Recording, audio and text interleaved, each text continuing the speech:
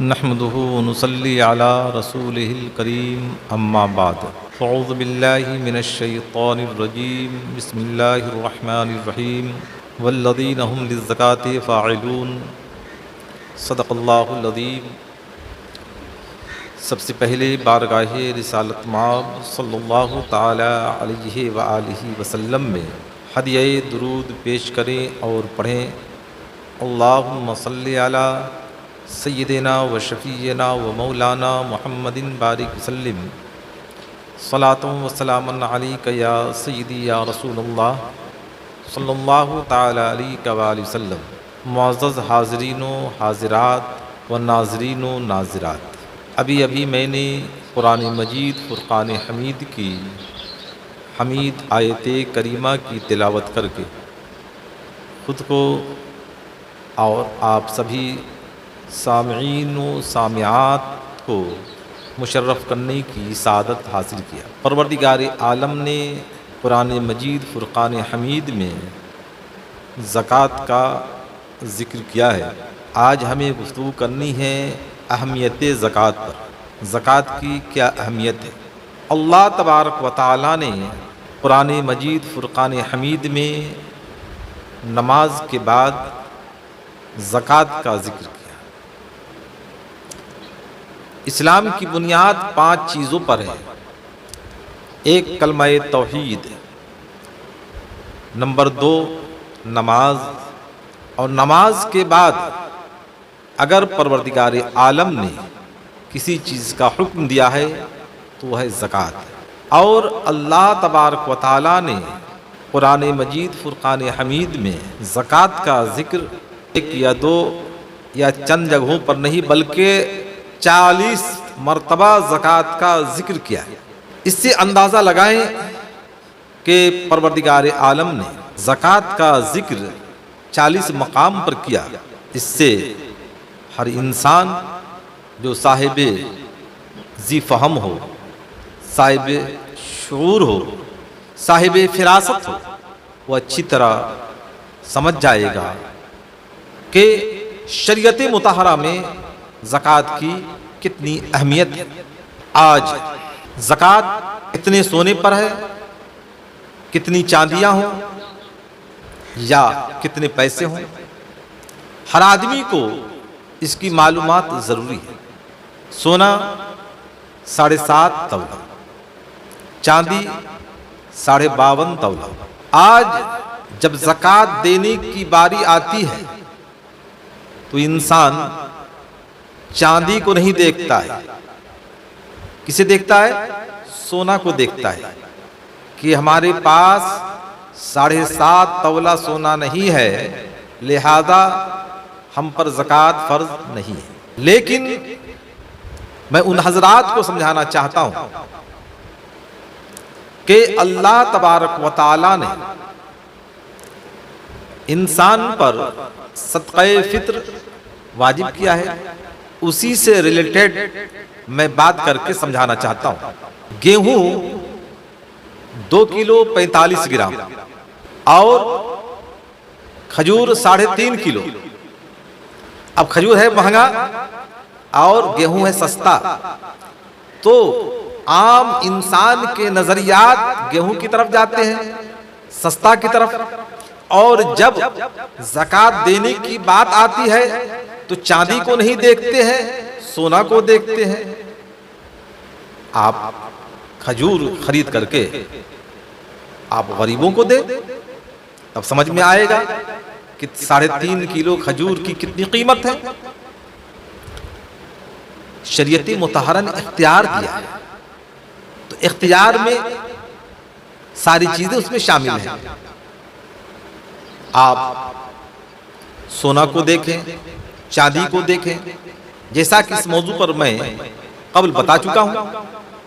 اللہ کے پیارے حبیب سرور کونین محمد عربی محمد مصطفیٰ صلی اللہ تعالی علیہ وآلہ وسلم نے ارشاد فرمایا کہ جو بندہ مومن زکوٰۃ ادا کرتا ہے، پروردگار عالم اس کے مال کو محفوظ فرما دیتا ہے۔ اور زکوٰۃ کا معنی آتا ہے مال کو صاف کرنا، اگر آپ نے مال کی زکات دیا تو آپ کے مال کے حفاظت کی ذمہ داری رب کائنات کی ہے، اور آپ کا مال کبھی تباہ و برباد نہیں ہوگا۔ آج عام طور پر سننے کو ملتا ہے کہ فلاں کے گودام میں آگ لگ گئی، کروڑوں کی ملکیت تھی جل گئی۔ میں یقین کے ساتھ کہتا ہوں کہ جو انسان اپنے مال کی زکات نکالتا ہے الحمدللہ اسے کبھی بھی نقصان کا سامنا نہیں کرنا پڑتا ہے، بلکہ اس کے سامان کی حفاظت رب ذوالجلال کی طرف سے ہوتی ہے۔ لیکن جو انسان اپنے مال کی زکات ادا نہیں کرتا وہ انسان خائب و خاسر رہتا ہے، اس کے کاروبار میں برکت نہیں ہوتی، اور ذہنی طور پر ہمیشہ وہ ٹینشن میں رہتا ہے۔ جتنا بھی کمائے وہ سیراب نہیں ہوتا، اسے قلبی راحت نہیں ملتی، سکون نہیں ملتا، ہمہ وقت اس کے اوقات پریشانیوں میں گزرتے ہیں۔ اور الحمدللہ جو انسان اپنے مال کی زکات نکالتا ہے، امسال اگر 1 لاکھ نکالا، آئندہ سال الحمدللہ پروردگار عالم اس کو اتنا عطا فرمائے گا کہ 2 لاکھ نکالے گا۔ آئے آپ کو بتاتا چلوں، کچھ مسائل کو ہمیں سمجھنا ہے کہ یہ سونے چاندی کی بات ہو گئی یا یہ کہ سب کو ملا کر کے اس نے پیسے 30 سے 35 ہزار تو زکات ہے، اور ایسا نہیں کہ ضروریات کے لیے آپ کے پاس پیسے ہیں، جیسے گھر میں راشن نہیں ہے، کپڑے لینا ہے اور 30,000 روپیہ ہے، تو ضروریات گھر کو ہمیں پہلے پورا کرنا ہے، پھر دیکھنا ہے میرے پاس کتنا پیسہ ہے، اور اگر وہ پیسہ ہے تو اس پر حولان حول گزر گیا ہے تب اس پر زکات ہے۔ آئے رخ کو موڑتا چلو، اگر آپ کاروبار کر رہے ہیں تو اس پر زکات ہے کہ نہیں؟ تو اگر کاروبار کر رہے ہیں مقصد تو ہے پیسہ کمانا، اپنی تجارت کو فروغ دینا، ترقی کرنا، 1 سے 2 ہو، 2 سے 4 ہو، 4 سے 8 ہو، تو اس پر زکات فرض ہے۔ آپ کو کیلکولیٹ کرنا ہے کہ میری دکان میں کتنے کا مال ہے۔ اگر 5 لاکھ کا ہے تو آپ کو 1 لاکھ میں 2,500 روپیہ دینا ہے، تو 12,500 روپیے آپ پر زکات۔ ایک مثال کے طور پر سمجھا رہا ہوں، کیونکہ 40واں حصہ اور 40واں حصہ ہوتا ہے 100 کا 2.5 روپیہ، تو اگر 1 لاکھ ہے تو 2,500، اسی اعتبار سے انسان کیلکولیٹ کر لے۔ اور کسی انسان کے پاس ضرورت کے علاوہ گاڑیاں ہیں، اگر 2 4 10 ہے، ضرورت ہے اس کی تو اس پر زکات نہیں ہے، لیکن ہمیں ضرورت ہے 1 کی، اور ہم رکھے ہیں چند، اور نظریات ہے کہ ہم نے گاڑی لے لیا ہے اس لیے تاکہ ہم زکات نہ ادا کریں، تو اس انسان کی یہ سوچ باطل سوچ ہے۔ ضروریات کے علاوہ جو سامان ہے اس پر بھی ہے۔